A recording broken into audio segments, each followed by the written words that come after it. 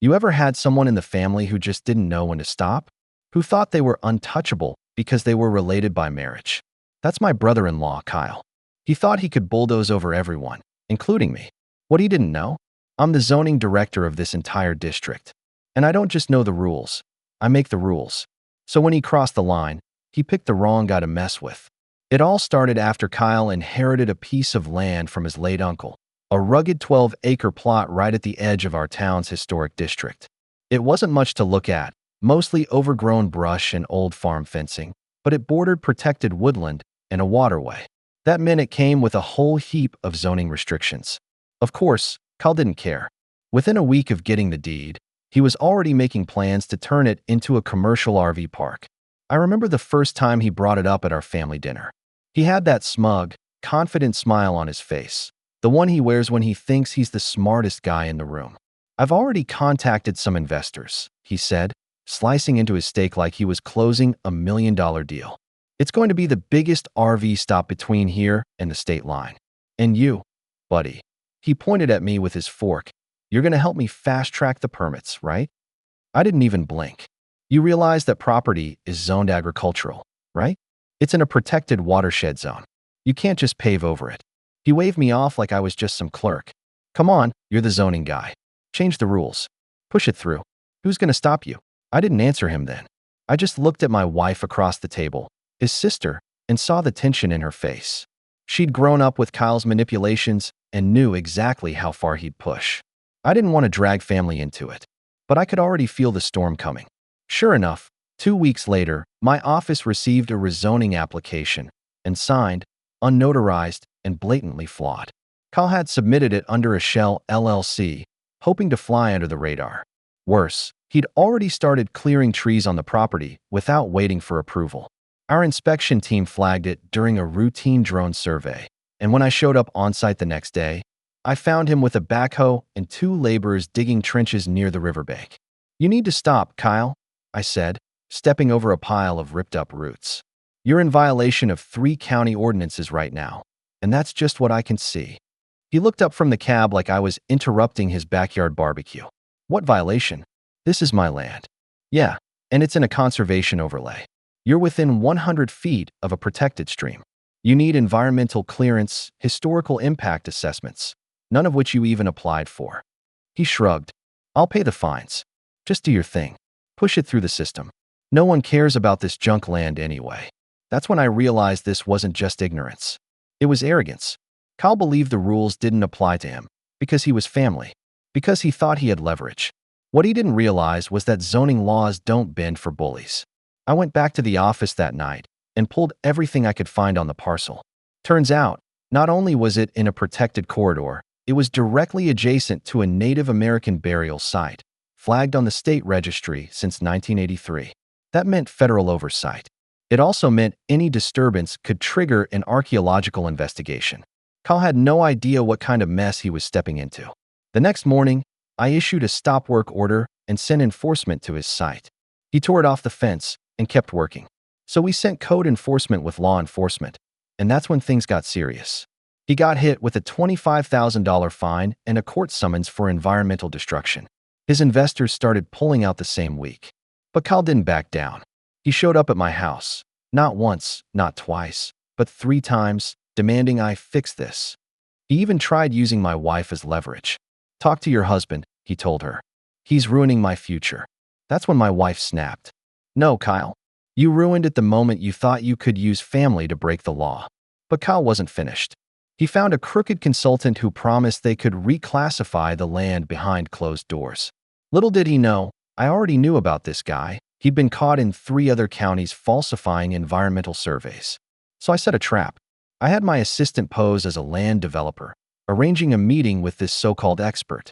She recorded everything: the bribes, the plans to falsify documentation, and even the intent to threaten local inspectors. We handed everything to the county attorney. The case was bulletproof. Still, Kyle thought he had one more card to play. He tried going public, filed a lawsuit against the zoning board, my board, claiming conflict of interest, abuse of power, and personal vendettas. He even dragged my name through local news, said I was sabotaging his future for revenge. But the truth always wins, especially when you have the receipts. I held a public zoning hearing and laid out every piece of evidence. The illegal excavation, the false LLC, the broken conservation laws, the threats, the bribes, even the recordings. The room was dead silent. Kyle didn't show. He knew it was over. But this was just the beginning. He'd already poked the beast. And I had a few more zoning tricks up my sleeve. A week after the zoning hearing, you'd think Kyle would have disappeared into the shadows, licking his wounds and counting his losses. But no, not Kyle. He doubled down. I got a tip from a friend at the county clerk's office that Kyle had filed paperwork under a new company name. He was trying to reacquire the same property, this time claiming it was for community outreach and outdoor education. The nerve. The move was bold, almost laughably so. I could barely believe his gall until I checked the application. Same parcel, same map coordinates, same signature. Only the company name had changed. He even listed the backhoe rental again under teaching equipment. He thought by slapping a feel-good label on it, we'd let it slide. Nope. I flagged the application immediately and scheduled a formal site review, not just with my department, but with historical preservation, environmental protection, fire marshal, and even tribal affairs. Kyle didn't realize that once you trigger a federal interest in sacred land, every agency has a say. Still, the guy kept trying to squirm out. He filed an emergency request claiming he had pending federal grants tied to development deadlines. I knew it was a bluff. No agency was giving grant money to someone under investigation for land violations. So I made a call to the state AG's office. And let's just say, the wheels of justice started turning fast. The next time Kyle visited the site, there were 4 official vehicles waiting, plus a TV news van. Someone leaked the story. Cameras caught Kyle pacing around his truck, hands flailing, voice raised. "This is harassment," he shouted. "You people are trying to ruin me." It was all on tape. I didn't speak to the reporters. I didn't need to. The footage of Kyle's meltdown spoke louder than anything I could say. My office released an official statement reminding the public that zoning laws exist to protect land, people, and history, not to inconvenience developers with shady plans. That clip went viral in our county. Suddenly, Kyle became the face of reckless land abuse. His investors, if any remained, were silent. The consultant he hired? Indicted. The lawyer he'd retained to sue the board? Dropped him like a hot coal the moment that footage aired. But the thing that truly broke him, the moment he realized he'd burned every last bridge, came 2 weeks later. I sat down with a coalition of community members and tribal representatives, and we filed to have the land permanently designated as a protected heritage zone. Once approved, it would be untouchable. No development, no clearing, no manipulation. It passed unanimously. Kyle received the notice the same day I received my invitation to a recognition dinner hosted by the Preservation Committee.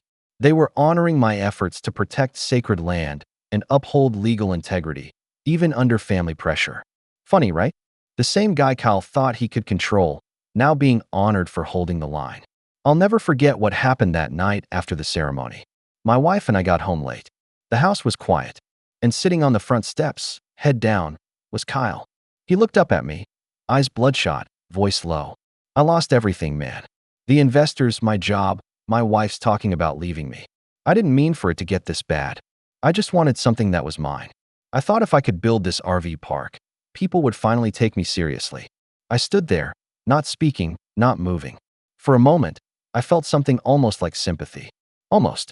But then I remembered the threats, the manipulation, the way he used my wife, his own sister, like a pawn in his twisted game. "You didn't just want something for yourself," I said. "You wanted to steal it, cheat for it, lie your way into it. That's why it failed." He didn't argue. He just looked away, stood up, and walked down the street without another word. Since then, Kyle's kept quiet. Word is, he moved 2 towns over and is working part-time at a landscaping company. The property? It's now a public walking trail, with signs describing the history of the native burial site and the wildlife protected by the forest corridor. School kids come every month to learn about it. And every time I walk by those woods, I think about how close we came to losing them, all because one man thought rules didn't apply to him. But I also think about what my job really means. It's not just paperwork. It's not just regulations.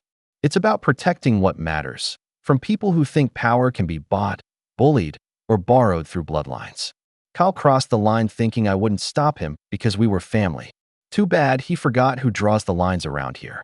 And if anyone else thinks they can push those boundaries, they're gonna learn just like Kyle did, the hard way.